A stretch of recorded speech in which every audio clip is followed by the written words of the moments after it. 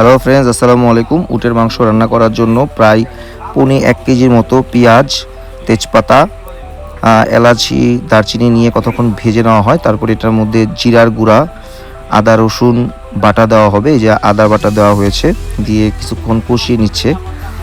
আদা রসুনের মধ্যে আদার পরিমাণটা একটু কম হয়ে যাওয়ার কারণে আরেকটু আদা দিতে হবে। এই যে আরেকটু আদা দেওয়া হচ্ছে। এরপরে দেওয়া হবে রসুন বাটা। আসলে বাটা মশলার স্বাদটাই অন্যরকম হয়, যে কারণে আসলে আমি এখানে বাটা মশলা ইউজ করেছিলাম। তো বাটা মশলা দেওয়া হচ্ছে।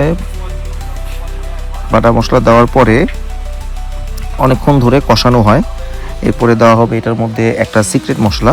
সিক্রেট বলতে এটার মধ্যে সব ধরনের গরম মশলা, তারপরে সাদা মরিচ, সাদা গোলমরিচ, কালো গোলমরিচ, সব ধরনের মশলাগুলো পেস্ট করে দেওয়া হয়, যাতে করে মশলার অরিজিনাল যে ফ্লেভারটা বা অরিজিনাল যে টেস্টটা সেটা যাতে মাংসের মধ্যে চলে আসে। এই যে মশলাটা দেওয়া হয়ে গেছে। এরপরে অনেকক্ষণ ধরে এটাকে কষানো হইতেছিল। কিছুক্ষণ কষানোর পর এটা থেকে যখন একটা ভালো স্মেল আসতেছিল, তখন এটার মধ্যে হলুদের গুঁড়া দেওয়া হয়েছিল 2 চা চামচ। এরপরে দেওয়া হয়েছিল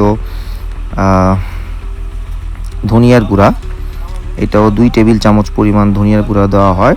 এরপরে দেওয়া হয়েছে লাল মিছরি, শুকনো মরিচের গুঁড়া, সেটা দেওয়া হয়েছিল 2 চা চামচ পরিমাণ।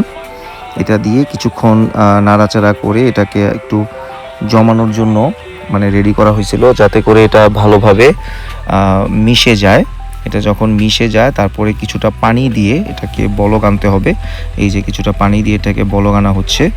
এরপরে এটা কিছুক্ষণ পরে 2-4 মিনিট পরে এটার মধ্যে উটের মাংসটা দিয়ে দেওয়া হচ্ছে। এই যে উটের মাংস, তার সাথে কিছু টমেটোর টুকরো দেওয়া হয়েছে, যাতে করে এর টেস্টটা ভালো হয়। টমেটোর কারণে একটু টকটক একটা ফ্লেভার আসবে, যেটা খেতে অনেক বেশি মজা এবং টেস্টি লাগবে।